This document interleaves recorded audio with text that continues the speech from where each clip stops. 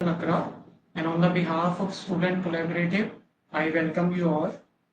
For those who have joined us for the first time, I will introduce Student Collaborative, a student-led platform for dialogue, curiosity, and collective learning. We are a community that believes in learning beyond classrooms through book talks, workshops, lectures, screenings, and conversation with practitioners who shape the built environment with intent and insight. Today's session is a part of that journey, and now we are a family of so many students from different colleges. Before I introduce our speaker, let me introduce something close to our heart. Studio Naqshbandi, a temple for working, was founded in 1995 and like its birthplace Auroville. It isn't just a studio, it's a philosophy. The studio's work weaves architecture, interior design, and landscaping into experiences that engage all the senses. It stands for simplicity that it's beautiful, richness that isn't loud, and a sensorial quality that never overcomes. Their approach is deeply rooted in climate, culture, and care, aiming to balance man-nature economy. Using building technologies that are biologically enhancing and locally grounded. I will be quoting from their website. We aspire to bring simplicity and beauty without being austere, rich in details without being ostentatious, sensorial without being overpowered. Now, you might wonder why start with the studio first?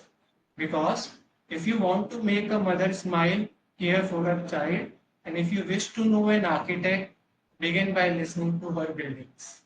It's my honor to introduce Mona Dr. Pingel, architect, author, and founder of Studio Lakshmati. Through her books on Popo Pingal and Piero and Gloria Sisonesi, she documents the quiet strength of architecture shaped by philosophy, context, and care. And today we get to listen to hers. And there is a small note to everyone. Please keep your mic on mute. And it's amazing if you keep your videos on so that it will be a very interactive session. We will have first the presentation by ma'am and then Q&A session in the end. You can use chat box for questions and queries. Without further ado, I now invite ma'am to start or begin the talk. Over to you. Okay, thank you, Harsh, for that introduction, and good evening, everybody. I hope you can hear me clearly. Everybody, it's okay? Yeah? And Yes, ma'am. I Yes, hope ma'am. I will be asking a few questions. I hope you will respond on the chat box that I can see, your responses, because that'd be very good for me to organize my talk. Today, I'm going to talk mainly about writing books on architecture, because that's what Harsh asked me when he first wrote to me, that this is a forum where also you like to explore or encourage people to read books on architecture or otherwise. And I know that there are very few books written on Indian architecture by Indian architects. I think it's sorely missing. So I think it's important if all of you would kind of support that, either by reading, but also in future or wherever you are, to also write things. Architecture journalism is a very important part of architecture, and luckily it is gaining a lot of importance in India now. But when I started these books in 2006, in fact, when I first started thinking about writing these books, this monograph series on Auroville architects, it wasn't very common. There were very few books which had been written by Indian architects on Indian architecture. So that was one of our main idea. I would like to know how many of you have read these books which are written by me, the two books, just for an idea. Do you know something about Auroville? Or is it possible for me to see their responses, Harsh? People will write, no? There's some place where they can chat or what? How does it work? I think they have a place where I can see the chat box, right? Uh, just trying to see. Is it? People can also write and they can also unmute your mic and they will Yeah. let it out. Right. I'm just trying to figure out whether, yeah, in call messages. Yeah. I'll be very happy to know if some of you have been to Auroville, have read the books, or know about them, so that accordingly I can, kind of detail out my presentation. How many of you have read the book? You can type a Y or something, or yes or something, so I know. Is it available in your libraries? Most of you are students, I guess. Is it true, Harsh? Most of the audience is Yes, ma'am. Yes, ma'am. students. So they're from different schools. Yes, ma'am. Okay. Okay, you went to Auroville. All right. Yes, Exactly. ma'am. We also had a trip to Auroville and we visited the place. We went there. Okay. Very good. Very good. So, okay, most of you don't seem to have read the book. Okay, that's fine. So I will ask you questions in between in case if it's possible. I don't know with my presentation if it's possible to see the messages. Otherwise, Harsh or Ayash can, Aryansh can tell me. We'll start the presentation, and if you have, Acha, Harsh has read the book. Yeah, of course, that he contacted me, so I guess he has. Let's start, and I'll try to share my screen, and later on you can give me some comments, and we can have some questions and answers. So let's try and get my screen.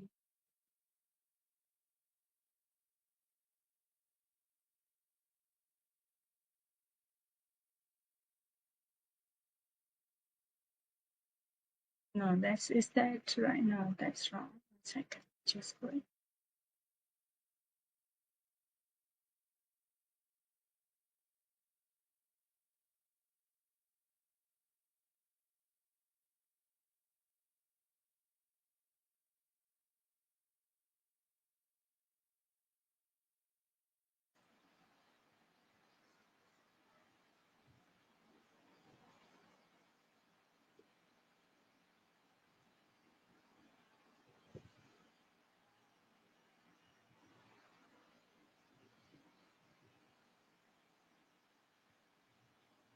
Can you see it, or still not full page, right? We can see it. But it's not full screen, right? Not the full page, ma'am. Sorry? Not the full page.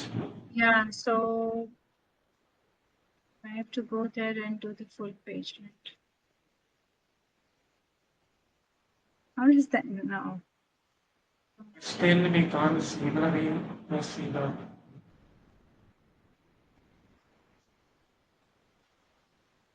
But when I do full page, I can't go back to the Zoom. It will be only possible if you share the entire screen. Ah, right. That's the trick. Okay, I get it. I'll try again. Right.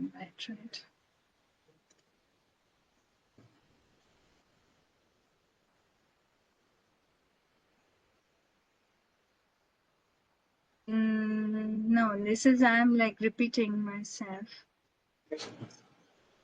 That's not the right thing, right? No, no, we have to just go to the PPT.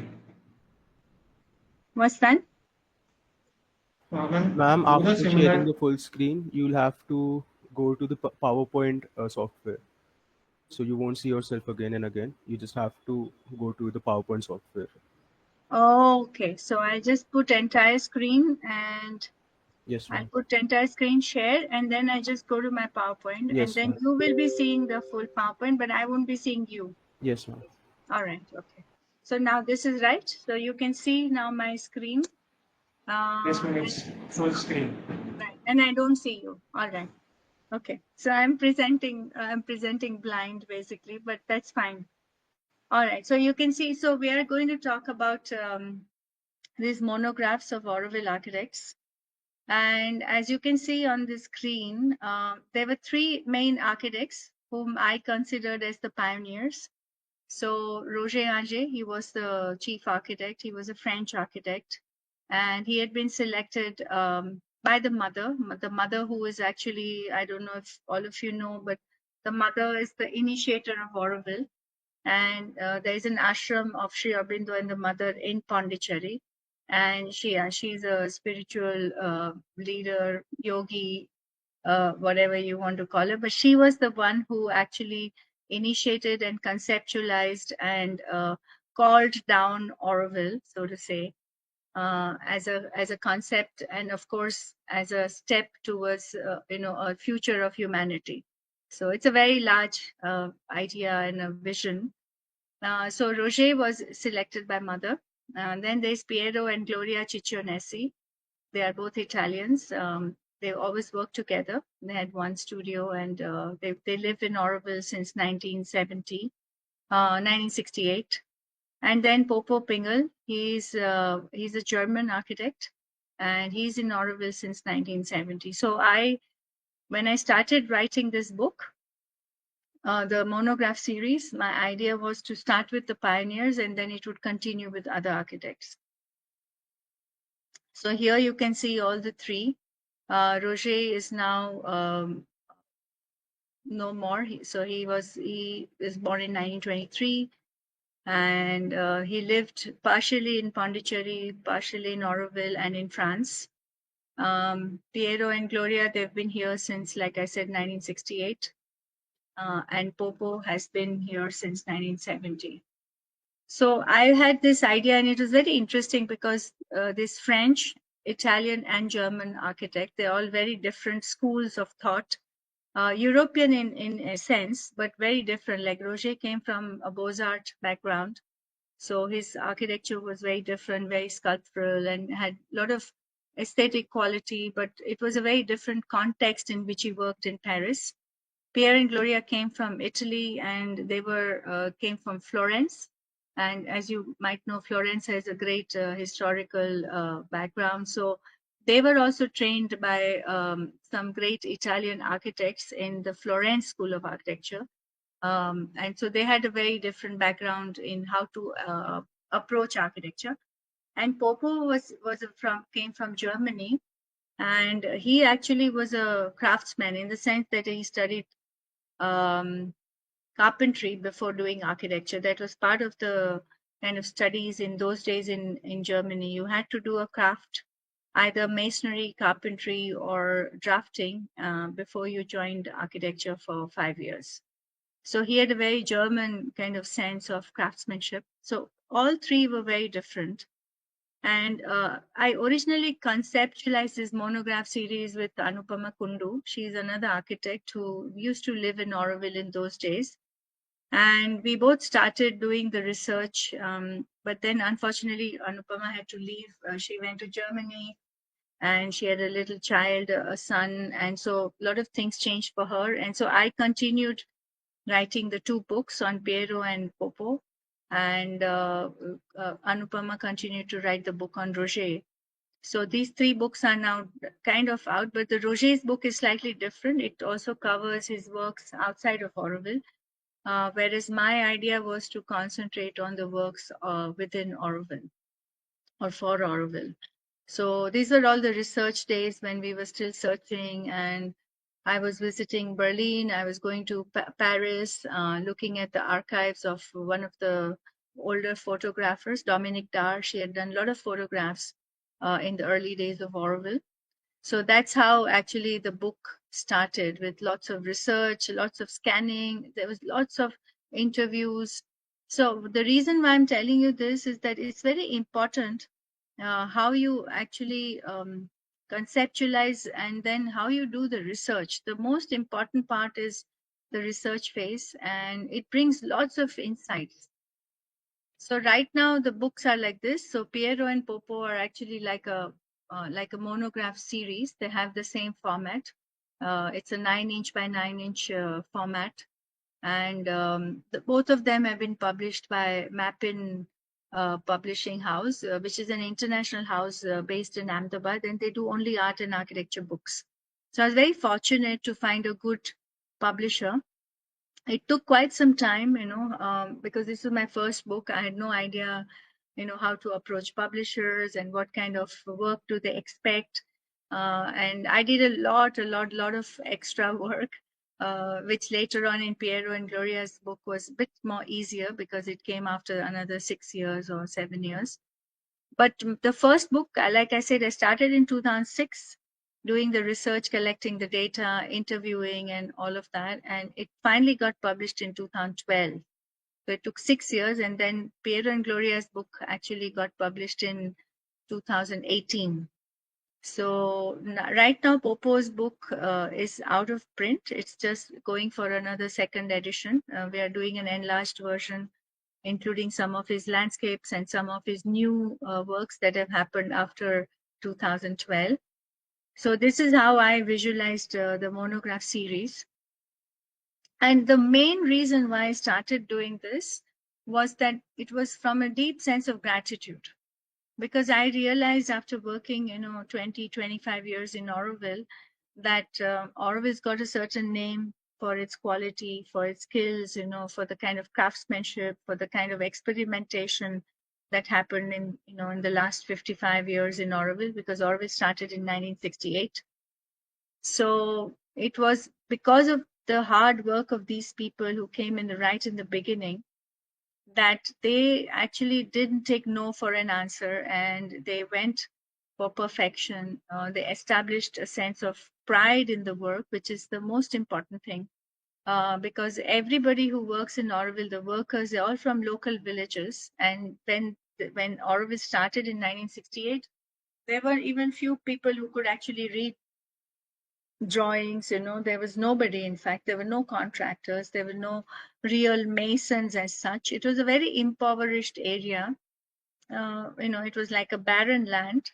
Now today it's a forest. For those of you who have come to Auroville will know that. So a lot of about 6 million trees were planted in the first 20 years. And because of this, I think we have built a very good base on which to build Auroville. So I felt after 40 years, so Auroville started in 1968, and it was around 40 years when I started conceptualizing these books. And I thought after 40 years is a good time to look back and see what we have achieved and where we have failed, where we can do better. So that was my idea.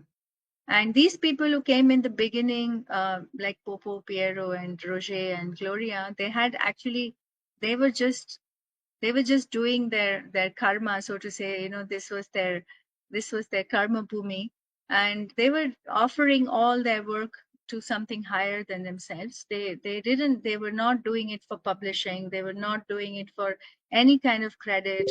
There was no, India was very different in those days. There was hardly any publications, in 1970s and 80s. So very few people were knowing about Auroville actually. Slowly in the late 70s, 80s, mid 80s, Auroville got kind of a little bit known because of the work that these people had done quietly, steadily, and with a lot of effort, a lot of hard work. So this is very important, because why do you decide to write a book is very important, and that will guide your whole research. And my whole reason to write these books was from a sense of gratitude. And I wanted to acknowledge, but I also wanted to archive, I wanted to document, and I wanted to bring forward what these people had done. But in the course of writing the book, I discovered many, many new things, and I will be talking about some of them. So finally, when the book was published, it was launched in a few places. It was launched in Auroville, and it was launched in Sept, which is where I studied, the School of Architecture in Ahmedabad. And also B.V. Doshi has written the foreword of this book. So it was very appropriate. And of course, Mappin is from Ahmedabad. So we had a book release in Sept, and then we had another book release in Auroville. Let's start with the book. Basically, another very important thing when you write a book is the contents. You have to, slowly not write at the beginning, but eventually, as you start writing, you need to start figuring out what are going to be your contents, like how you're going to develop your theme. Yeah. So also when you're reading a book, it's very important that you go to the contents page and you have overview of what is coming. So in this case, I would say the most important part of this, writing this particular monograph was that I concentrated a lot on things which were just not only architecture, because I felt that in Auroville, our work and our life is not separated into compartments. And I felt it was very important to know the background and the life of these people, of these architects, because that's what makes them what they are. And this was, of course, in every architect's life, it is very important. And I always tell all the students whom I interact with, please study the lives of the architects whom you like, because there you will get the clues of what made them what they were. How did they get, this kind of certain orientation, or why do they build the way they do? So it's very important to understand the biographies of the people whom you admire, and it can be in any field. It doesn't have to be only in architecture. So I have this whole chapter which is from Germany to India. And before that, I established a little bit of the context of Auroville. And then I went into selected works. Now, this was also very important. How do you select works? Because there have to be a representation of different, people who have worked 40, 50 years. There are a lot of works which they have done. And it takes some time for you to be very particular about what kind of works you're going to pick up, and then look into detail and analyze them. And then in the end, I have a very interesting part, which is called personal perspectives. And we'll be going through this very shortly, briefly. Personal perspectives also added a very big charm to this book, which I think is important, because I asked several people who had worked with Popo or who knew him well to write about how they see his work or him or his personality. So it's not just about the work, but it's about what makes this particular person the architect. So this is how it is done. And then at the end, I have a big chronology, and this was a big work because we had to document all the works. We had to get all the dates right. We had to see which were built, which were unbuilt, and I tried to put all the details of the clients, of the years. So this is all big work, because in those days, everything was hand drafted and there was no digital. So, nothing, no digital print. So first we had to scan every drawing. Sometimes they were huge, like A0, A1, sheets which we had to go and get scanned in good quality. Now, of course, all technology has changed and has become much better. But we did, so you will see it has a charm also, because you see some old photos. And also I included a lot of other things like sketches and calligraphy and things that make Popo what he is, the architect. Yeah. So this is what Bibi Doshi had to write about. You can read the foreword, of course. I'm not going to tell everything, but it is very interesting because he says meticulously documented architectural buildings, and they're documented. Why? Because normally most architects don't document their early buildings. Maybe later on they do. And nowadays it's become, even very professional. You get a professional photographer to do it. But in those days, nothing. But since it's Popo is a German, and he has a tendency to be very disciplined, very organized, and it's his nature to document. All his buildings were properly documented. It was not the case with Piero and Gloria. I had to really search a lot of things, and a lot of things were not available. But in Popo's case, everything was available, so it was very good. And the connection between earth, water, and sky, between craft and technology, and between within and without. So it talks about the landscape, which again Popo had developed while living in Auroville. He had actually no background of doing landscape. It's not a kind of studied landscape in terms of actually doing a master's in landscape, but something done hands-on and learned here. And the whole idea of bringing craft and technology, both things which are, Germany is known for its technology, but at the same time, the craftsmanship that Popo brought because of his having done carpentry for 3 years every day, from 8 o'clock in the morning till 5 o'clock in the evening, being on the site and being a carpenter, a building carpenter, not a furniture carpenter. So that really formed his architecture. So we'll just go quickly through a few photos. So this is like from Germany to India. I thought it was very important to put what the background from where the person comes. So in Popo's case, he came from a very small village called Oistinghausen. It's a very small. You almost see the whole village on the top photo, and on the bottom photo is the house where Popo was born. So it's a timber frame house. It's an old building. It's now under conservation, and it cannot be broken down. So it's got a status only recently, since about 40 years.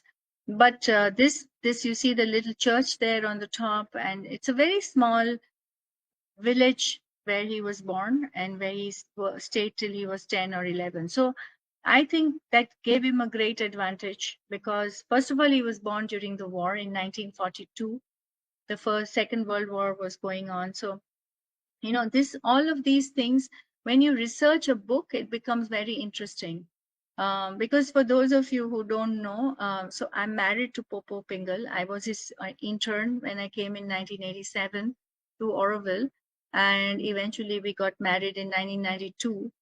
So I know Popo very well, but it's amazing that when I started writing the book, then only I started analyzing his work, and I started analyzing what made his work the way he is, or why is his architecture the way it is.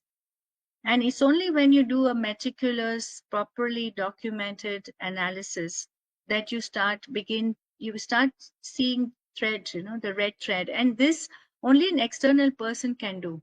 A person like Popo himself cannot see this red thread because it's too close to him. So you need an external person to actually, when you want to, do an analysis, you need people outside of you who are, maybe it's an advantage to me because I know him very well, but at the same time it is important that you document and you go into details in order to understand the architecture. And I really I would say encourage you to see all the architects whom you like.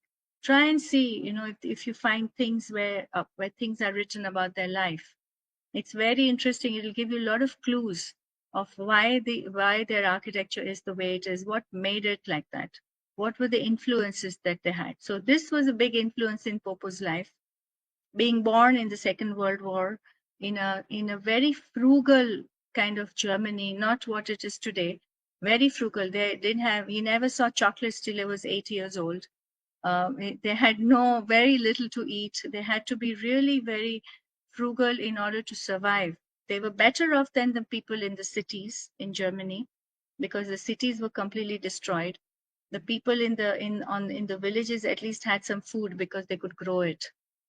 So all these things impact the person. And this is when he was doing his apprenticeship as a carpenter, and this is exactly what gives that sense of detailing, the sense of how different materials come together. And I've also been very lucky that I have also taken on some of these, imbibed some of these principles just by observing, being near, and living in some of these buildings which had been designed by Popo, or analyzing them in detail, talking to people who are living in those buildings and using them. So this is very important, the sense of craftsmanship, right? Most of the architects today don't know how to work with materials. They just know it in terms of drawings. But that's where, when they start building, they actually forget. They lose the sense of how to bring things together. What is the detail when different materials come together? What is the scale? So when you worked with your hands for 3 years, it makes a huge difference. And these are some watercolors. I also think it's very important, as most of you know, that sketching is very important. And whenever we travel, we always tend to sketch more than, nowadays photography is very easy, but in those days, this is 1997, when we had gone to Hyderabad, I think, and this is, on the right hand side is from Greece. But we always took time to sketch more than, just looking at 10 things. We would say we'll look at 2 things, but we will sketch instead, because those things get etched in your mind. Whenever you will remember, you will, if you go back into your memory and you remember where you sat and sketched, you'll never forget that. You will never forget that, because you've spent time and you've sketched and you've imbibed it with your hands, with your body and your mind. So that is very, very important. And this was, so when Popo came to India in 1966 in Hyderabad, he was teaching at JNTU, at Jawaharlal Nehru Technical University. It was, part of the Osmania University, I think. And it was a very different India in 1966. So it was very interesting. And Popo didn't speak English, so he learned his English in India. He spoke only German.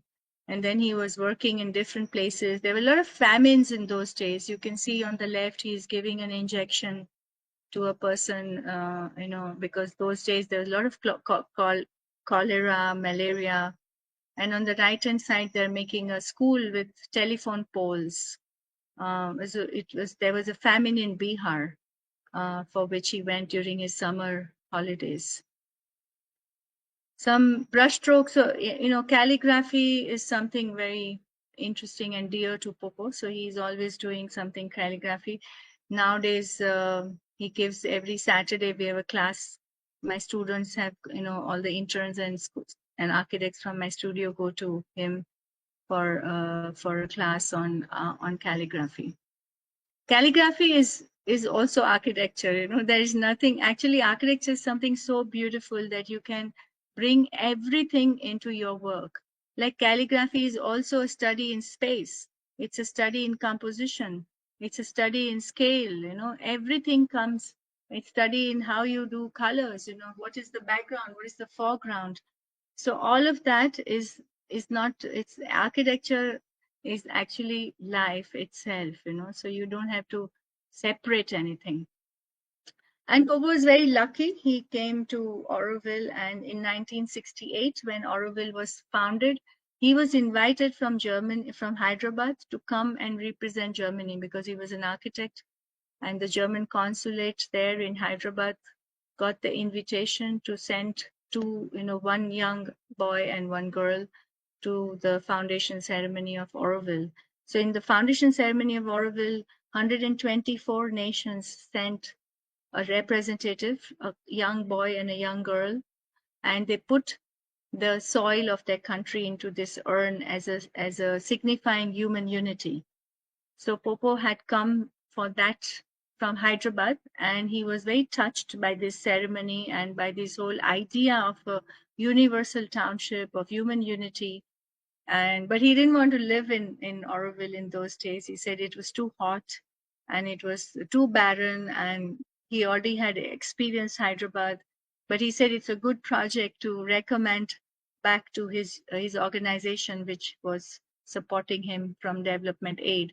But anyway, as destiny was it, he came to Auroville in 1970 as part of a German volunteer organization as a volunteer. So he was doing mud houses in rammed earth, some more calligraphy, and some of excavations. So Popo also did excavations. Again, archaeology is reverse architecture, as he likes to say. So why is reverse architecture? Because archaeology, you're actually building up, you're recreating something that has been destroyed. And you're imagining what it could have been, right? So architecture is different, right? Architecture is something which you build, and it's not something that has been destroyed. But it's very interesting. So we found megalithic burial here, and for 25 years, Popo has done every year an excavation for 2 or 3 months, and this is on top of his architecture work, of his office, etc. And this used to be done as a volunteer work. for 2 or 3 months with finances, just donations, and from Auroville and sometimes from abroad. But he has very nicely documented all these circles, can circles, which are megalithic. It's 2,500 years old. And then lots of education and research. So it's always nice to work with children. So all the Auroville schools would come once a week to him, and then he would teach them, about urns, how to find things, how to join things. These are all 2,000-year-old artifacts. And yeah, it was fascinating for them to understand what history is, what the local history is. So it was very important to the work that Popo contributed to Auroville. So here you can see some more, it's all in the ground, and you have to make sections, you have to make plans.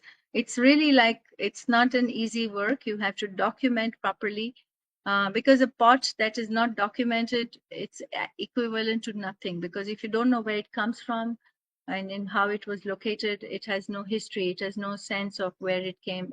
It has no meaning, actually. So everything has to be, you can see the little triangles. These are the numbers of the pots. And where Popo is excavating, it's a bronze pot, 2,000-year-old. We found some amazing burials where there were still some things very precious left. So this is all documented, preserved. There's iron implements which have to be preserved. So it was a whole work in itself, another second profession parallel to architecture. And that's Popo and me in our studio. I have my own studio since 2008, but for 10 or 13 years we shared the same studio. And Popo is one of the few architects still left who, in Auroville at least, but perhaps I think there are very few people left who still do hand drafting.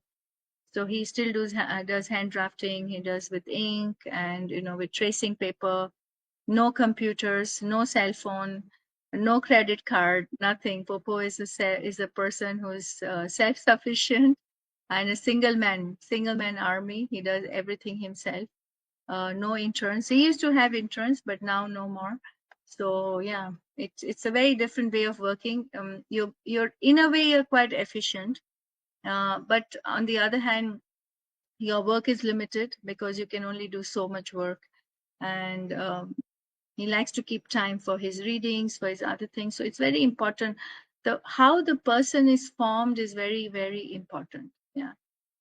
Because now I can compare Popo's work with Piero's work in very detail, and I know like Piero went for computers and because he was doing a very different work. He was working for Matra Mandir, and he had to do all the calculations for Matra Mandir and for the solar, the heliostat and but his mind was also very mathematical. So he had a very different approach to architecture, and therefore computer for him was normal. Whereas Popo came from a very hands-on work with a skill set, with working with craftsmanship. So computer was completely against that way of working and thinking. So now this is what I was telling you, that when you start looking at a person's work, you start seeing that the layers, the thread, so I discovered that there were distinct phases in Popo's work. We started with rammed earth in village houses, and then it went into building with asbestos.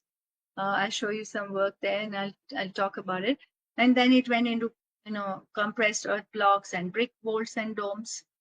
And then insulated tile roofs. For each of this phase, there was a reason why he changed from one to the other. This is not for every architect.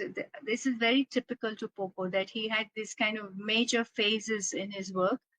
And each one of them came with a reason, like, shifting from doing brick walls and domes was because at those days in 1976, you will remember, for those who have read some of history, there was an oil crisis, there was the Gulf War, there was 1979 when Popo was building, there was no cement available in India, it was available in black market.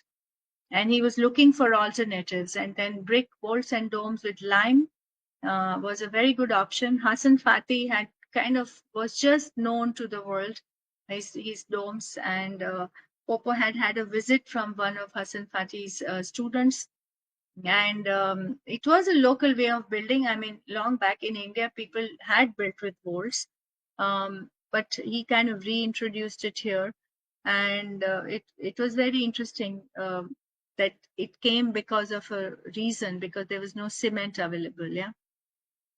And building with asbestos was also because Pope was very low cost. Like I said, everything was very. He was born with a very frugal kind of approach to life. Nothing is wasted. Yeah? When you are just out of, when you're a country which has been destroyed in the war, you don't want to. There's nothing that you should waste.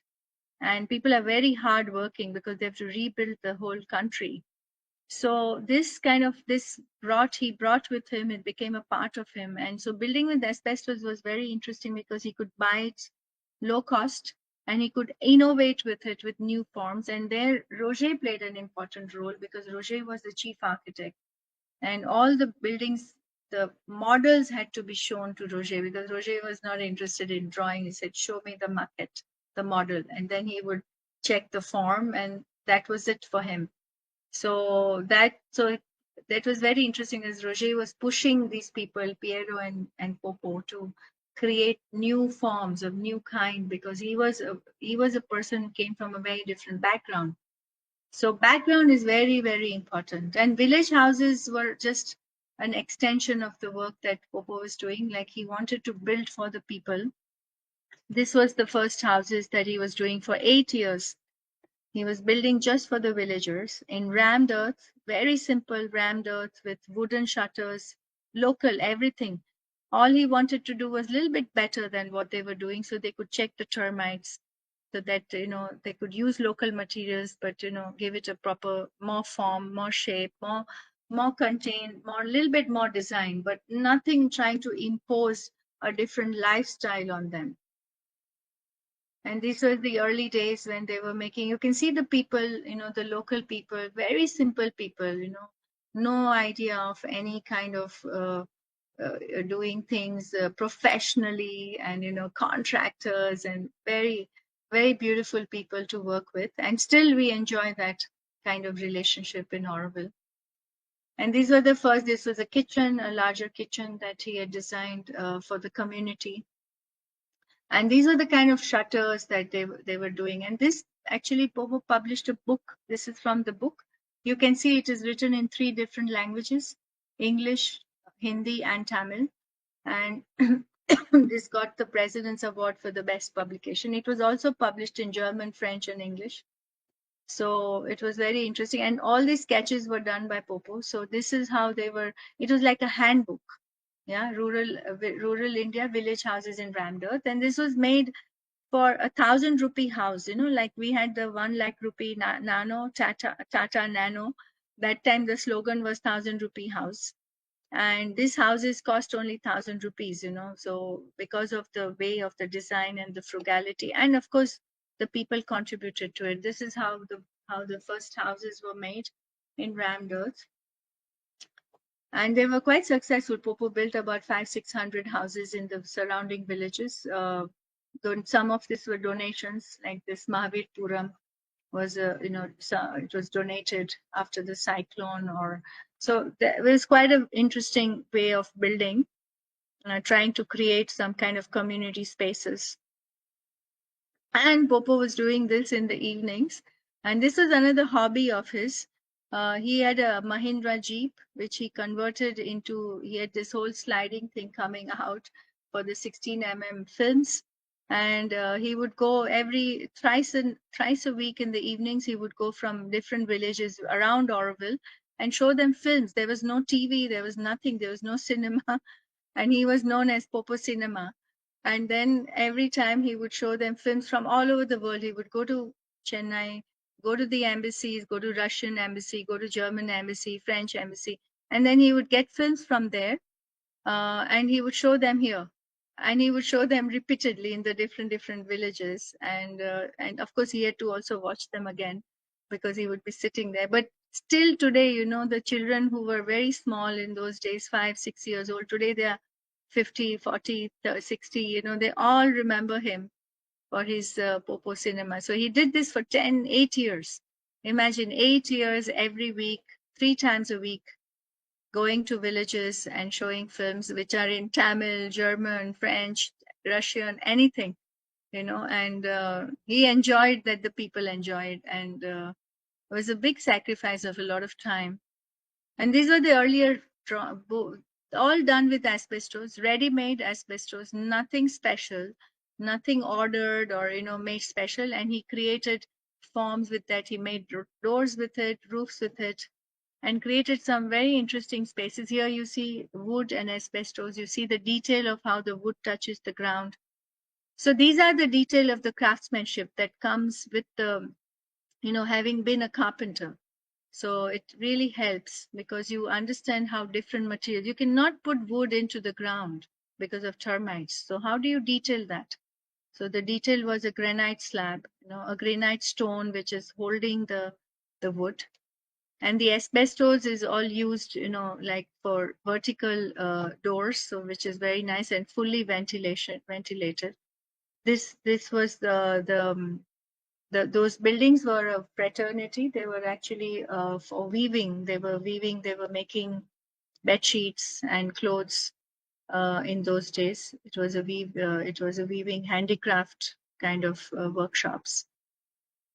And this was the detail again. You see granite meeting the wood, and you can see the first landscapes which were emerging. This was 76, so it was very naturally kind of growing to do landscapes and water.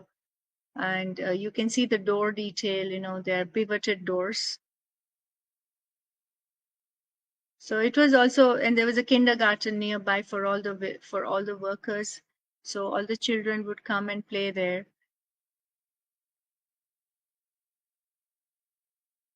And here you can see the first landscaping with rocks, with little agave. This all things that don't require a lot of watering because water was very scarce on those days. And we had a lot of dust storms in Auroville in those days. A lot of dust storms because there was no greenery. Now you cannot imagine. So actually this architecture will not fit today because dust storms have stopped and a lot of trees have been there. So these buildings they're too low. They don't have high plinth. So even some of Pierre and Gloria's earlier works all kind of don't fit anymore because our whole landscape has changed.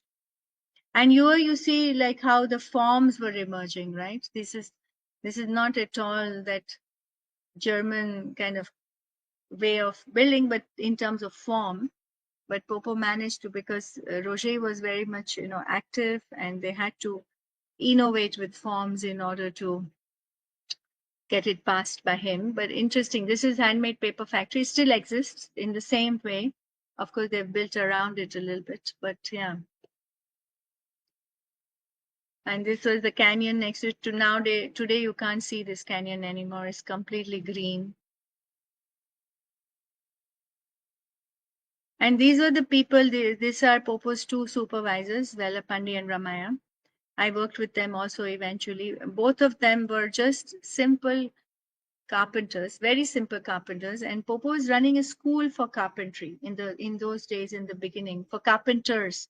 Once a week, half a day, they would come to him. They would get off from wherever they were working in Auroville, and he would teach them carpentry.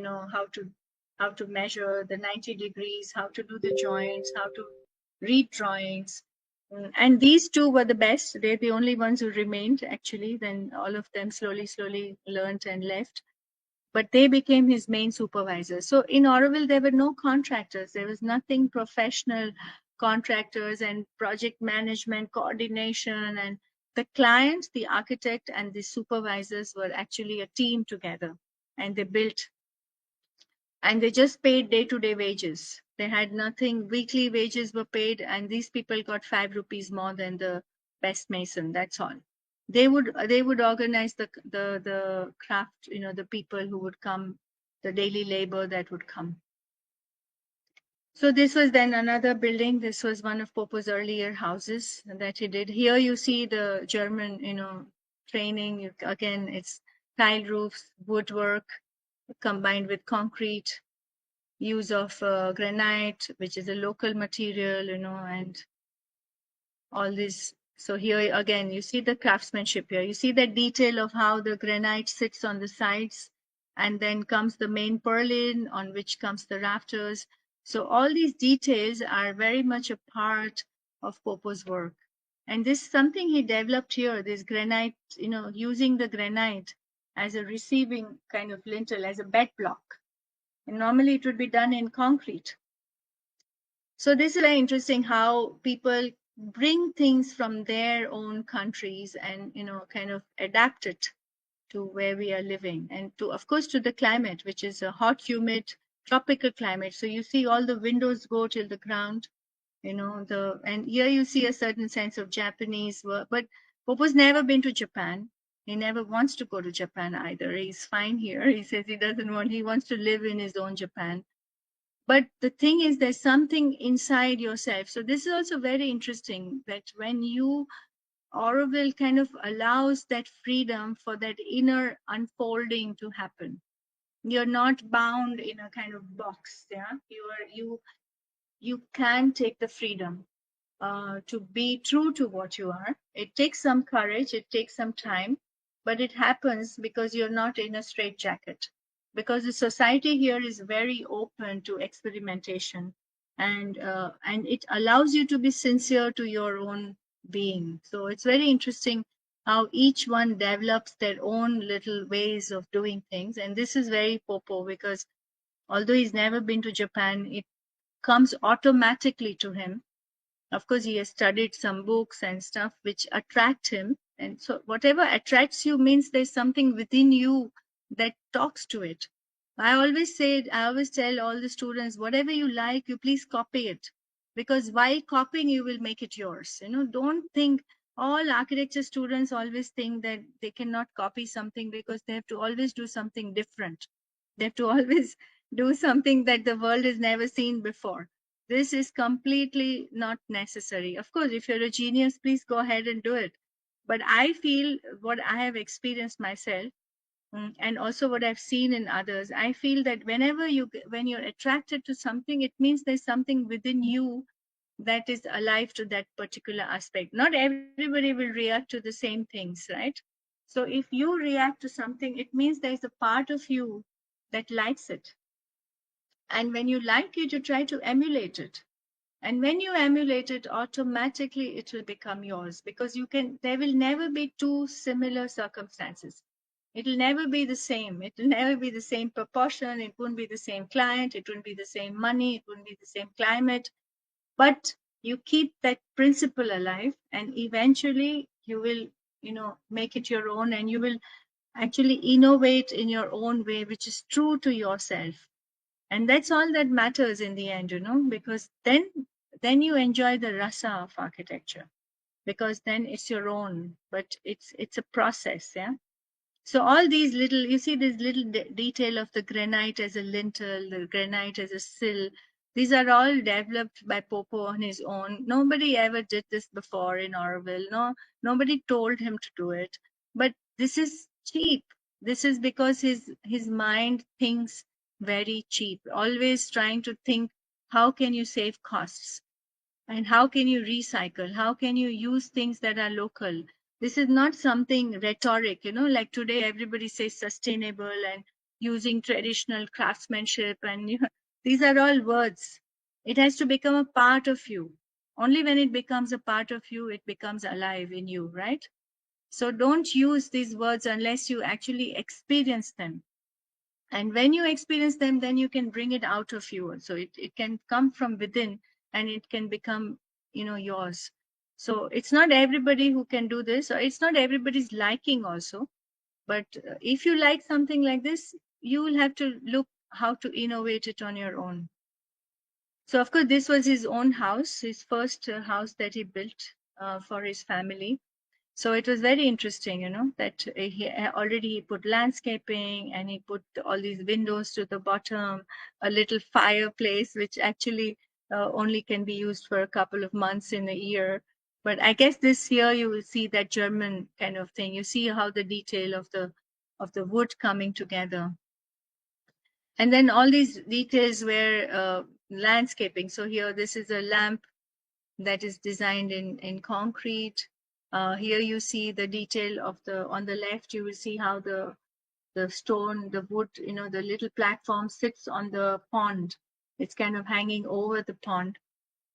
And a little pot this is a local pot, a beautiful one in brass, which is for heating water. And then in 1992, we built our house together. So this is the second house which we built, which Popo built. And this is a larger house because it has our office, it has a friend's house, and our house together. And this time was the time when a lot of domes and bolts Popo was doing. That was his vocabulary of that time. And I must say, I find bolts to be very, very comfortable to live in this climate. In hot, humid climate, it's perfect. It allows ventilation on the top. Domes, I'm a bit skeptical. They're not the best because in hot, humid climate, you don't get enough ventilation. In winter, they are perfect, but in summer, they are hot. So this is some of the construction. Here you see Popo's, that same person who was in the photo before, Velapandi. He's our supervisor. He did this whole construction. And you see how the bolts are done. Very simple with a wooden shutter, which is called a sliding shutter. It's just 1 meter wide, and then every day you slide it to the next part. So every day you make 1 meter of bolt. All done with brick and lime. No cement was used in the brick, in the making of the bolts. And also in the domes, we used a lime plaster to make it waterproof. And of course, the drawings, these are huge drawings, almost 1 meter by 1 meter or more. And it has all the details. So there is no computer. So it's not like, you have one electrical, one plumbing, everything, landscaping, electrical, plumbing, everything is in one drawing. And I feel that is very good because you don't miss out on things. And here is a detail of that same drawing. It has all the dimensions, all the inspection boxes. Every rock is shown here for the landscaping. And then, of course, all the elevations, sections, and Bobo has a lot of fun drawing people, drawing things. So it's very nice to see his drawings. These all, of course, hand drafted. All of these drawings have been given to the SEPT archives. All the original drawings are now in SEPT archives. So in case if anybody wants to refer to anything, they can write to the SEPT archives and you can get all the drawings and you can look at them. I don't know, at least 1,000 drawings. I don't know exactly the numbers that we have given, but all the tracing paper are there now and they've scanned them again in high resolution. So it's very good that they're kept well. So these are some photos of our house. Popo also does Japanese archery, which is called Kyudo. And on the left, you will see all the instruments, the implements. So I think when you were introducing me, Harsh, you said temple for working, and we think our house is temple for living. And so everything is very precious, how you keep it, and also all the instruments. Everything has to have a place of its own. On the left, you see the rakes. These are rakes for raking the sand garden. This is the niche for the dojo. And here you see how the rakes are used. You can rake the garden. Some of you will know Zen garden. So, this is another way of doing a landscaping which requires no watering and is still very beautiful to look at. And bamboos, of course, in our climate, it grows very well. So there is no problem. A lot of bird baths. You can see a lot of granite. Granite is a completely, indigenous material here. And here you see how we do our pathways. We use all the leftovers. So our idea is that there should be no zero waste going out from the site. So nothing should be going out as a waste material. Everything can be used in landscaping. And even bricks are reused, all the different materials are reused. And you can see here how the pathway looks. This is the entrance to our house. And then these are some rotating discs. These are also from a very famous, I think it will come at the end, what a person called Kuckelhaus, Hugo Kuckelhaus. Popo calls him his material guru. He is a German, again, one of those very amazing Germans. He was a self-didact, a self-made man. And he talked about how the modern international architecture is actually making us devoid of using our senses, because everything is so perfect that you don't get the tactility, you don't get the sense of smell, you don't get the sense of touch, you don't get the sense of vision. So he made all these kind of instruments which will activate your senses. So these are rotating, and when you rotate, they create a kind of illusion. And then we do a lot of inscriptions as well in concrete. That's the studio. When I was still working there, these are now I've shifted out since 2008. But these tables are still very useful, and yeah, it was a beautiful, it's a beautiful working space where you don't have all computers everywhere. And of course, lots of sessions with children about archaeology, if when the history, Auroville schools come to learn about different aspects of the history of the land. Details.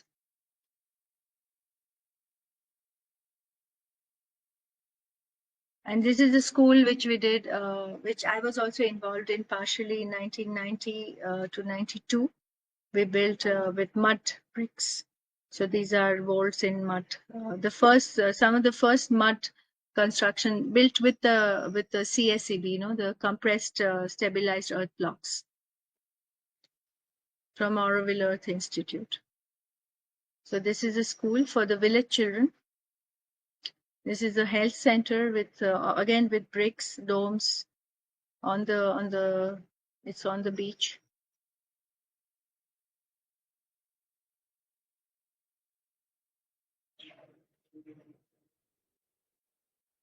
These are apartments for the same healing center. And then came another phase where Popo started working with precast concrete rafters and making tile roofs which are insulated. Because tile roofs, the one he had made for his first house, he realized very hot.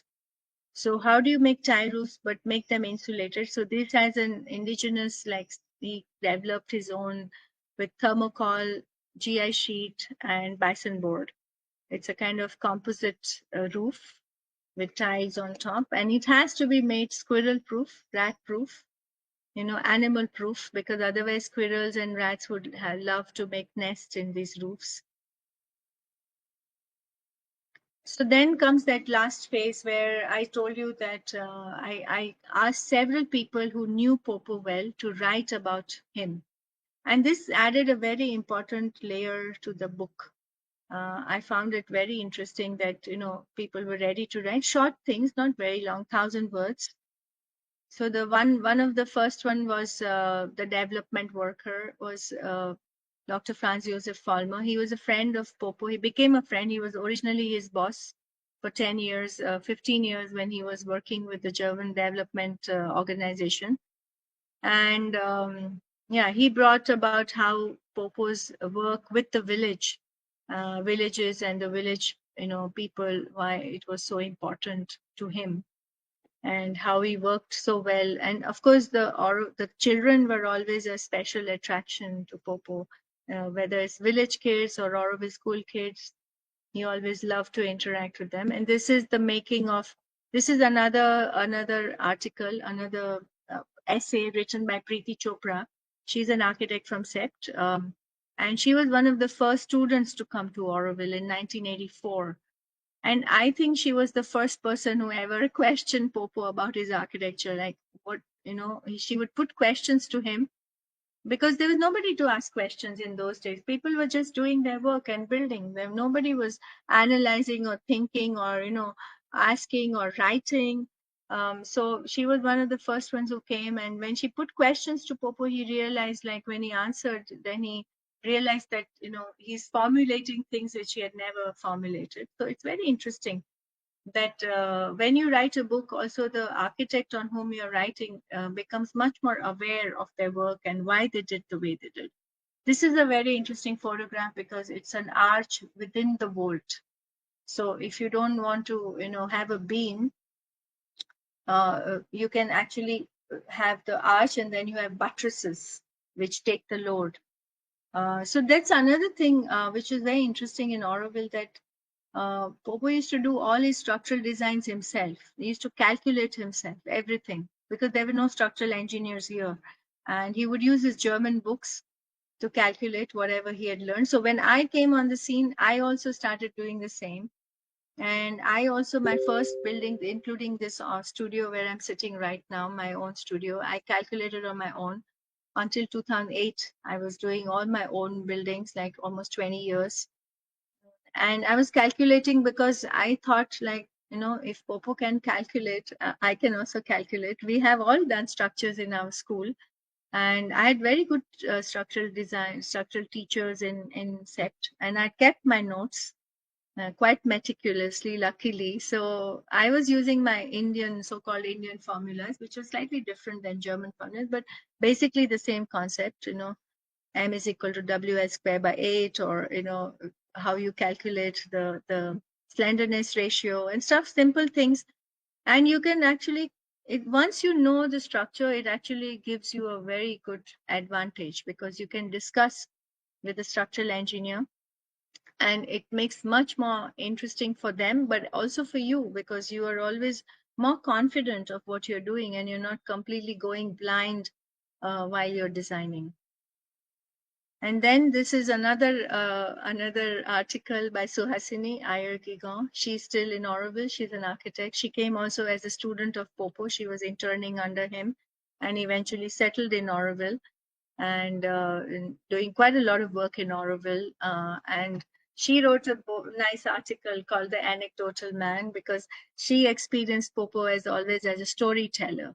And always, he would tell about his history. And he's a person who loves to discuss things, from the world wars and from the past and what Auroville used to be. And he has an amazing memory about all those things. And he's always organizing things very well, very disciplined. So she has brought out another aspect about him in that. And then this is the another one from my material guru. This is Hugo Kuckelhaus, whom I mentioned before, who was a big figure in Popo's life. He learned a lot from him.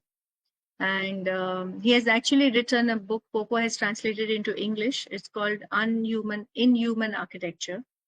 And this guy was very interesting because he said, from animal battery to information factory was the title of that Inhuman Architecture, the subtitle, Inhuman Architecture, from animal battery to information factory. Basically, he was saying that our education system has become just an information factory, like animal, like all the chickens stay in the chicken house, everybody is the same, and they get the same food, so the same education for everybody, whereas everybody is so different and so individual. And he was completely against what was happening in Germany in terms of architecture, in the name of modernism, and the killing of the craftsmanship. Everything was getting industrialized, and he was one of the early voices that spoke against it, and it very much influenced Popo, and therefore his work also reflects that. So this was written by a professor who's also very close to Hugo Kuckelhaus. And then the last one was written by German architects. They also happen to be Popo's sister and brother-in-law. They are both teachers in Berlin in architecture. And they kind of analyze his work from the German perspective, and in how does it fit, and where does it depart from where Popo came from and what he developed in Auroville in India and for the tropical climate. So it's another, but bringing craftsmanship, and in their case they like to talk about intuition and how kind of, because Popo, if you ask him how he develops a concept, or it is nothing very academic. It's all very intuitive, and so it's an interesting aspect which they brought upon. And so, yeah, this is I think my final slide. So these first two books were dedicated to the pioneers who came to Auroville in those early years. And, I only picked up two of the first architects, but there's so many other pioneers, not only in architecture, but also those who came and, who planted so many trees, who made, who ran the schools, and who started, setting up all our collective services. So all these pioneers who came to Auroville, and of course to all the craftsmen who are still helping to build Auroville. So that was my intention, and I think it more than, of course, people enjoy reading it, but I think I took the maximum benefit of these research that I did, and I felt it really added to my understanding of what what the architecture of Auroville and how it developed, and how the people who built, how they were so different, how they brought things from their own culture and actually, made it so much richer in Auroville. So I hope I've not taken up over. I think have gone a little bit over time. You want to take over from here? Shall I stop sharing? Yes, ma'am, you can. Okay. So there we are. I was just talking to a screen, but I hope all of you could see properly. And I Yeah, don't ma'am, know. it's really insightful. Okay. So if there are any questions, anything that you would like to. Yes, actually, good evening. My name is Era, Yeah, and introduce your college and yeah, yes. I'm from Jamia Millia Islamia. I wanted to ask that we have seen that Popo used asbestos as a material, and now that we are aware, it was banned in India in 1968, and it also has its health risk. So, how do you think in today's time we would approach like we can how can we replace it as a material to make it more sustainable and health efficient? No, so definitely he stopped building. I don't know in which year. I think I would say the last asbestos buildings were done maybe 1976 or 75. I don't know, maybe 78. I'm not so sure. But definitely not after 1980.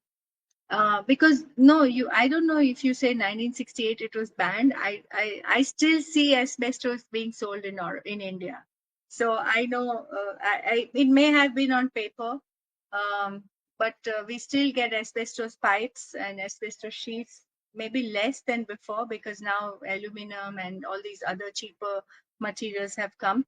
But I know at least for the last 20 years I used to see it. But Popo stopped building once they came to know more and more about the hazard of asbestos. I know it was banned in Germany. So when I was studying in Germany in 1992 to 94, when I did my master's, I remember once in the library of our university, there was something had burnt out, and they had to remove a whole section of the library. And we, as students, some of us, we could volunteer. We were given suits to wear because there were some parts which had been before many years had been in the infrastructure had used asbestos.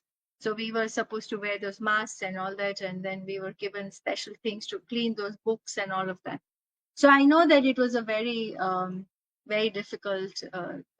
I mean, it was not good, but I know that in India, asbestos is perhaps much less than before, but it was used not 1968 for sure.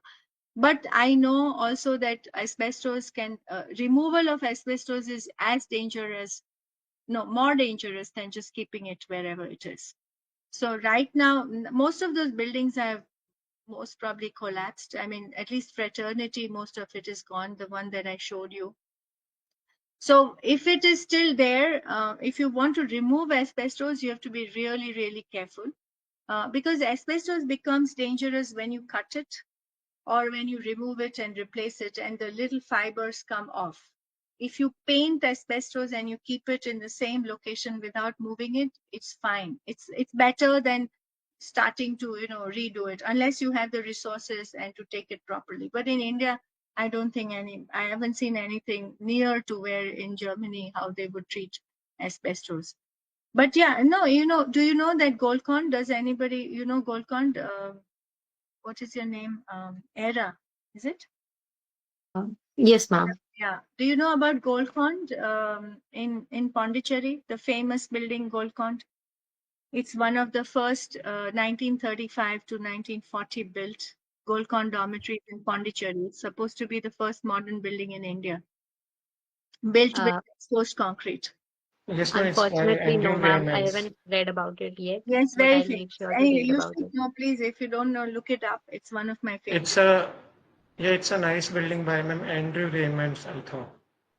And Antonin Raymond. Yeah, Antonin Yeah, Raymond. yes, Antonin yes. Raymond and Summers. There was Edmund Summers. He was a Czech architect. And then there was George Nakashima, who is a Japanese American woodworker. He made all the furniture, and I mean, there are a lot of And people. the and the Yeah, beautiful lime lime plaster. plaster they have Yeah, used still, mixed with the still, eggshells. still the same. It's still the same after 85 years. So I wanted to say that all those louvers there, which are very famous, Yes. all made in asbestos. You can see the stamp of Everest there. They were actually ordered specially from Everest company from Hyderabad to have that shape, so they would go one into the other. And they're still working. It's called asbestos cement. In those days, maybe they put more cement than asbestos, but they're still there. So I think asbestos as such, if it is there in a place, you should just leave it. But I don't think we should buy any more asbestos, even the pipes. I hope nobody is using them. But I haven't checked, I haven't seen recently in the market asbestos. But before 10 years, definitely I used to see asbestos being transported. It has a lot of advantages. It is cheap and it is fire resistant. And it has some, it doesn't really have thermal properties, but it was very affordable for the people in those days. So until we realized how bad it is, and the main importer, like we used to get everything from Canada, we still do. I don't know now. Asbestos is still used in in shoe, in brake shoes. Like what are they called? For each car. I don't know if it's still used, but that was one of the main industries where asbestos used to be used. So in Germany, it was banned even to use it for the brakes. Those, what are they called? The shoe brakes, or what are they called? Brake shoes, or where the brake touches and it gets the tire. Anyway, so in Germany, it was banned, but in India, I'm sure it was used for a long time. But good question. I mean, asbestos in those days made sense. Definitely not today. Does it answer your question, Era? Yes, ma'am. Absolutely. Okay. Thank you so much. Yeah, yeah, Well, when I was reading the book yeah. in the Unity Pavilion, the structure, the portal is used as a way to create a very good entrance. Now I observed this thing, just they have played with structures to enhance the entrance or to show the prominent. Where? In the Unity Pavilion, Unity uh, Pavilion. the That here and portal, Gloria. they use the portal to create the entrance. But they deliberately done. There, which is framing. There's an tank, and then you have the entrance. But portals are Yes. very common in a lot of buildings. Like Afsana Guest House has a long entrance, designed with with the photo that I showed, which is actually on the book cover. That is also an entrance portal. So, I mean, entrance is very, of course, you must define it, especially Unity Pavilion, because Unity Pavilion is a public building. So you need to define the entrance. But I don't remember any portal that you're talking about.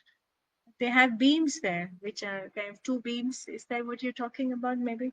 They have used the structure Yeah. as a way to enhance. Um, I wouldn't say structure to enhance, because the structure is an RCC frame structure there with the beam, with the columns. But I don't remember it being. If you find a photo, please send it to me and we can discuss it. Yeah. But so I haven't talked about Pierre and Gloria's work because I just thought it's better to concentrate on one architect's work. You can go into detail, and then Pierre and Gloria's book is still available for those who want to read it. The Popo's book is not available. It will soon be available if we reprint it. But right now, the book is not. Pierre and Gloria is available. Uh, when we have so many students from first year also, so they have their first exercise in second year is residential architecture. So the prominent thing comes ki design concept, how to develop a design concept, and then designing the plan, the elevation, and how to stick to the design concept. That would This be is, helpful for them. yeah, no, this is a big topic in itself. How to how to develop a design concept. You know, I don't know what they're designing. Are they designing a residence for what? Yeah, in the second year, first exercises we have to design a residence.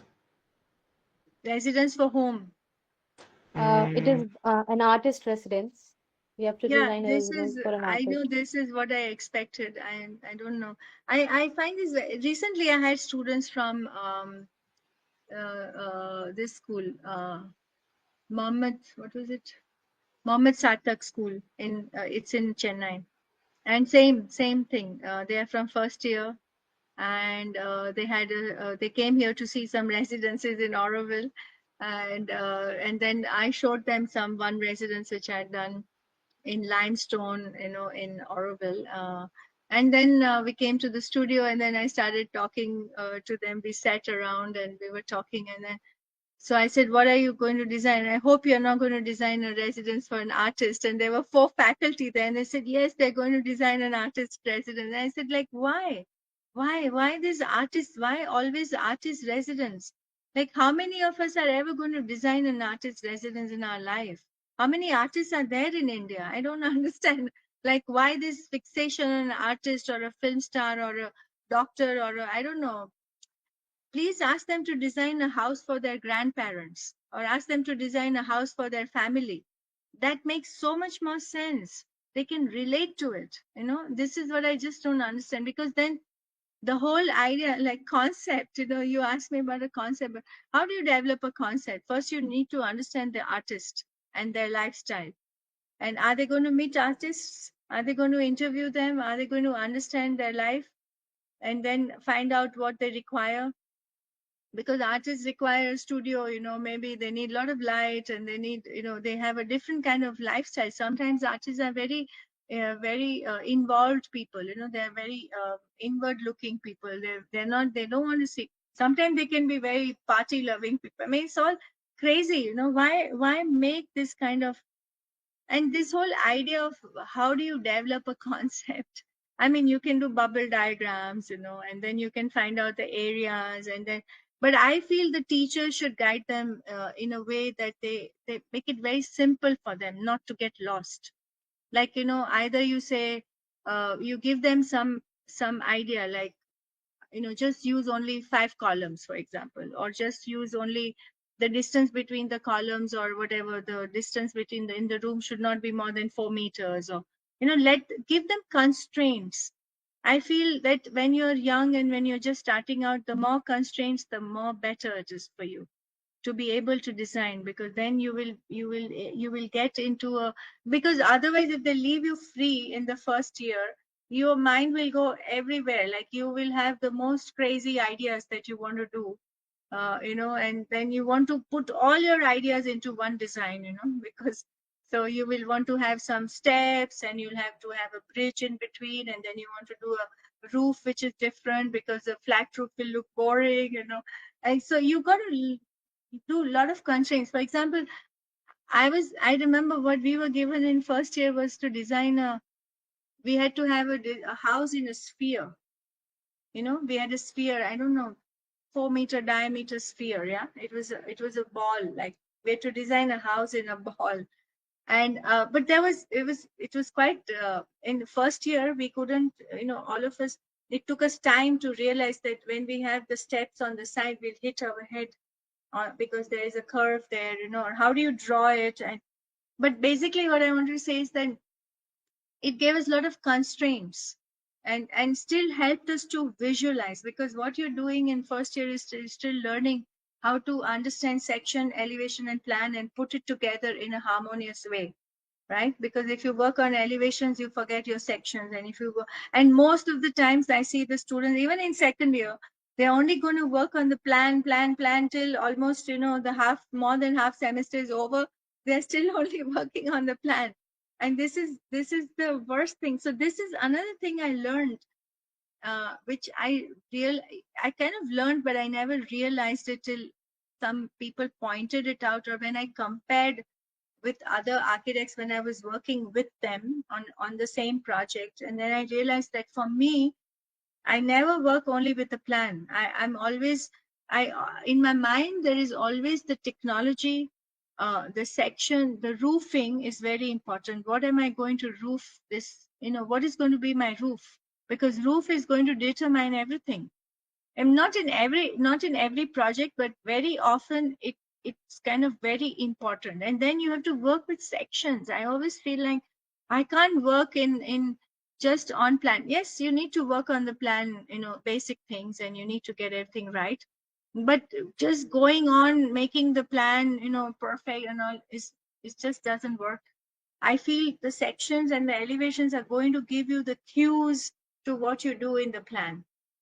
So that's very important, but most times they're not taught that.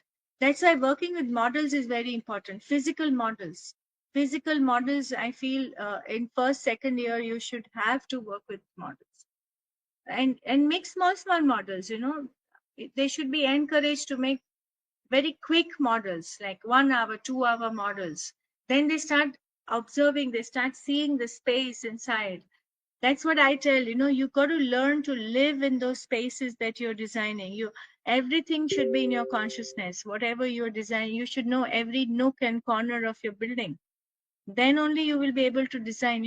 Like I always say, not for first year, it is a bit too complicated for them, but I'm saying, I tell a lot of architects, even young architects, that I remember one sentence from Joseph Wallenstein. Joseph Wallenstein? You're all from Delhi, so most of you are from Delhi, so you should know him. He had said that the first 2 centimeters, how your building touches the ground, defines your building. The first 2 centimeters.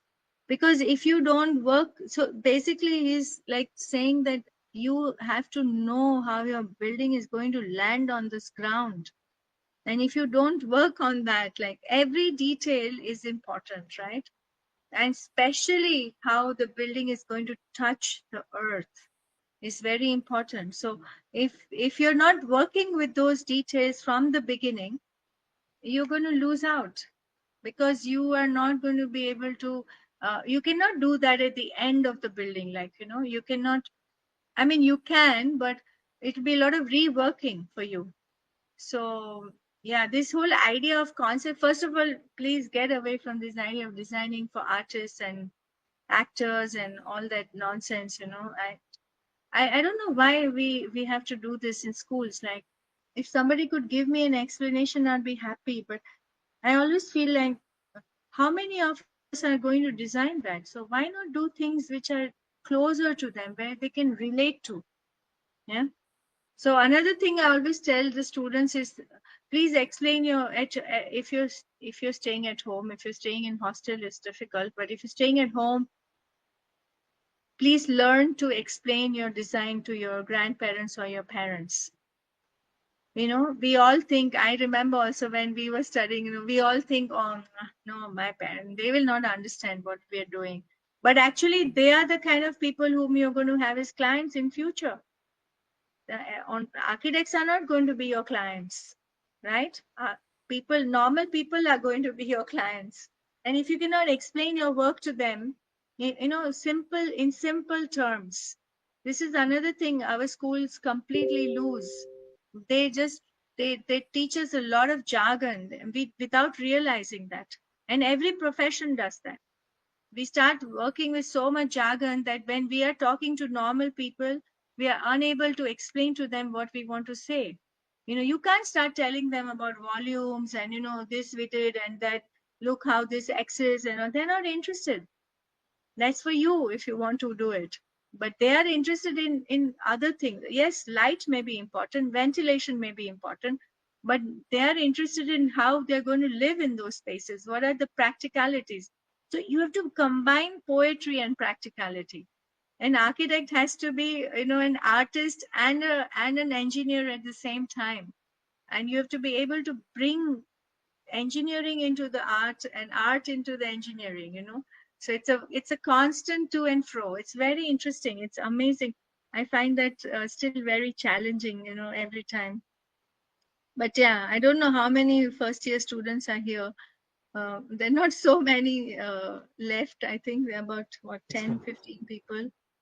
But yeah, I hope I managed to convince them about something. But let's see. Yeah, any other questions? Ma'am, there was a Yes. question. Yeah. Uh, Continue, Era.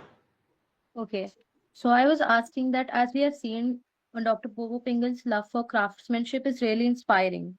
So, how do you think that we can use the role of modern technology today in continuing his legacy? And can it be used to support and amplify the traditional methods rather than replacing them? And how can we use the modern technologies very thoughtfully to help carry his legacy? Good question. So I can say that, for example, I mean, I can't say exactly how you can do it, but I can say one thing is that, for example, in Afsana guest house, we did this precast concrete rafters, right? So that's one way of doing that. Like you're using modern technology, normally it would have been done with wood. But instead of doing with wood, there were several reasons, but one of the main reasons not to do wood was also termites, and also the expense, because wood has become very expensive, and termites are, everywhere in Auroville. We have a lot of termites, and we don't want to use a lot of poison to kill all the termites and keep on doing it every 5 years or whatever. So we try not to do that. So the way that was done with precast concrete rafters was a way of using industrializing, because it's a repetition. You're repeating it, 100 times, whatever. So it becomes like a kind of industrial material, industrial production. But it's not. It's still handcrafted. And each beam, I mean, the beams are there, but you can still do things. You can, do engraving in them, or you can put a pipe in it in case you want to put an electrical, light in it or whatever. So you still have these options. But with the modern materials, you have to be really, really careful. I mean, I don't know. Whenever I go to all these exhibitions where there are 100 stalls, of different materials, most of them are phenol bonded materials. You know what I mean? Like all these veneers and all these plies and all these, very nice finished looking things. If you look a little bit deeper into them, they are made of layers and layers of different chemicals. So I hardly ever use them because I don't think that we need to support that kind of thing. I mean, we in Auroville, or we who are doing this kind of work, I don't say it for everybody, because if you're doing industrial work and if you're doing this large apartments, it's all about time. It's all about time. Our work requires time. So time is a luxury for most people. So to answer your question, I think that you cannot. There is a place which is for handcrafted things, materials, which only so many materials will lend themselves to that. Uh, and if you want, yes, you can. I've seen good architects working with metal, like, using metal structures, very creatively in very difficult situations, like, if you want to build on a cliff, or, like, there's a good architect called Shabir Unwala. I don't know if you know, he's in from Lonavala. He's known for, doing buildings on cliffs jutting out and all that. You need to do with certain industrial materials and, very different kind of. But I don't understand. I feel there will always be a place for this kind of labor intensive handcrafted material, handcrafted buildings. Because they just have a different feel, they have a different. Now it is becoming a luxury, maybe, because but before that was the norm. And yeah, we are still building like that, because we can afford to, because our labor comes from the surrounding villages, doesn't come from Bihar or Patna or whatever, wherever, Odisha or Maharashtra or wherever. We still get people just from the local villages around here. So it's a very different way of building and being, and I think that's what Auroville stands for. Auroville wants to show that we can have a different kind of society based on different values. So I don't think that we are thinking of, a city like Mumbai or Delhi or whatever. I mean, those kind of cities are actually, I feel, not human friendly. I mean, they're not very inducive or conducive to support a healthy human kind of condition.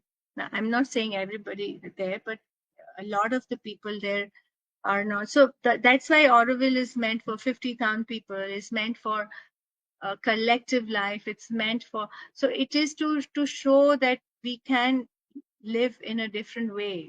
Mega cities is not the only way of living, which is becoming the norm now. So I wouldn't want to, replace this kind of handcrafted building with a lot of industrially made buildings. So for example, I don't use a lot of aluminum in my buildings. I prefer to use metal.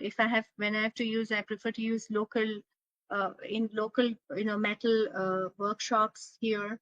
The fabricators make them from MS, angles or box sections or whatever. So I think it's much nicer, and I can then control the details. I can control, the aluminum comes all ready made, and it's so energy intensive. Of course, you can say you can recycle aluminum and regain all of that, but it's a whole system. Why to get into that? I don't know. Does that answer your question, Era? Because I I don't know. I don't think that we can completely just. Yes, ma'am, I get the gist of it. I understand that you were trying to tell that it's the authenticity that makes Auroville like stand out. So you would Yeah. not like to incorporate such technologies over there. Yeah, but I'm also want to address the larger question of saying that, industrial. I mean, we need industrial products, and some of them are great. Some of them are doing amazing innovation. I've seen things being made with rice husk and, all kinds of materials which are recycled and leftovers, and all those definitely should be incorporated. But generally, I want to just put a word of caution that, people think everything can be done because there are new materials on the market, and, and also this way of living. I want to question this whole idea of so much industrialization, when we have so many people with so much handicraft, with people who can do amazing things, and why don't we support them more? That is the idea. So if I have a choice in my building, I will always do something more handcrafted. You understand? Like, even if it's something as simple as doing a wall. Like, if I'm doing a hospitality building, I wouldn't just buy ready-made art. I would like that, I can get artists and do it, and each room can be differently made, or, you know what I mean? If it's possible, if the budget allows, and if you can convince the client. But sometimes it's not expensive. It just depends how you look at it. But it's not always possible. Yeah, anyhow, so that kind of answers your question. Yeah. Yes, ma'am. Thank you so much. Yeah. Era, you are in which, you are studying in which year? Ma'am, first year. Okay, very nice. Good questions for first year. Very good. Very nice. Thank you so much. Yeah. Are there others who are from first year here, or which year are? Yeah, ma'am. We are also from first year. Okay, all right, okay. Please read books. I want to really, I cannot emphasize enough that go to the library. Don't read everything on your tab, on your computer. There's a beauty to holding a book and reading it. And also, it's just different way of reading, your eyes will, it's just, I don't know. I feel I can't, no, when you have a book, it's like having a model in your hand. You can see the whole building in one go.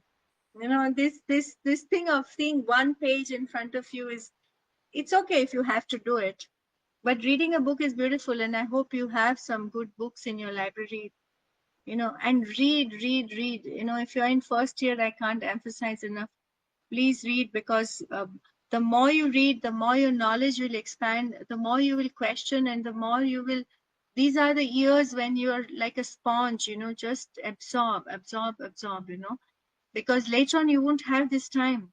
You don't have this time afterwards to read and to go to the library. And so this is your time in your holidays, in your spare time.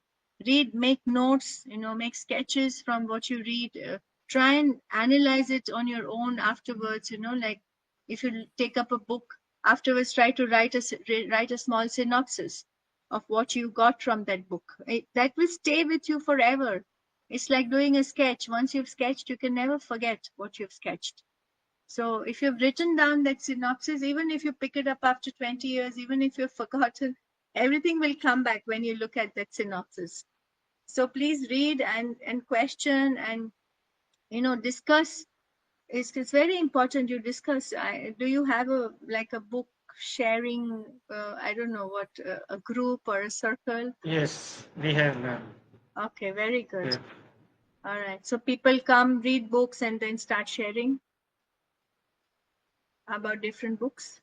Yes, ma'am. And also to a note कि the Piero वाला book है, उसमें there are videos. So it's a Yeah, very interesting to.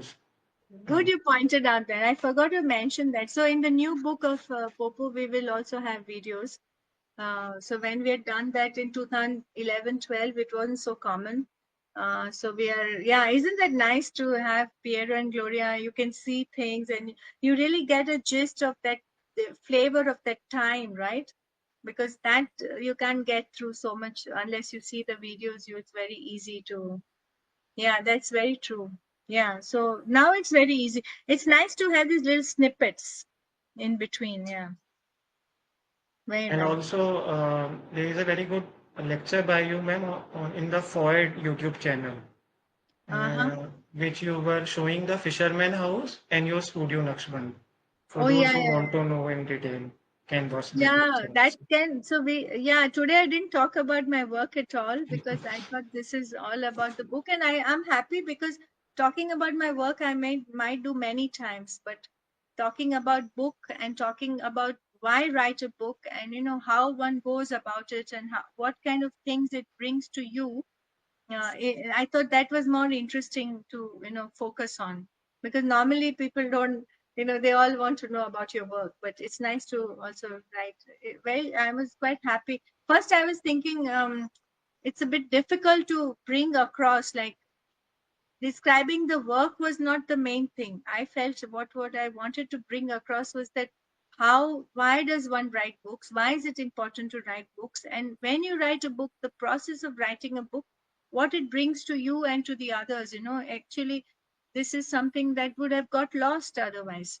If I hadn't done these books, actually, nobody would have interviewed Popo, nobody would have interviewed Piero and Gloria, nobody would have made the effort to bring out the essence of their work. So that I think it would have got lost if I had not done it.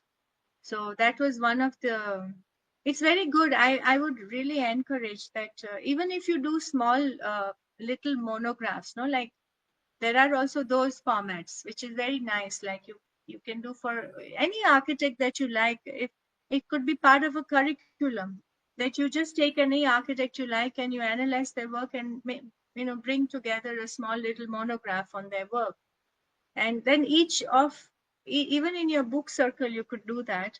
if it's not part of the curriculum, and then you could exchange, different thing. I think what is also very important is the stories, like nowadays I find it so much interesting when different architects visit Auroville, like even the senior, like recently Jaimini Mehta was here. I don't know if you know him. He's 80 some 6 or something, and he used to teach at SEPT, and he came also for juries sometimes, but I didn't know him so well. But he came here with his wife, and I find it so fascinating because what I enjoy more than the work, I enjoy talking to them about their life, about what they've taken out.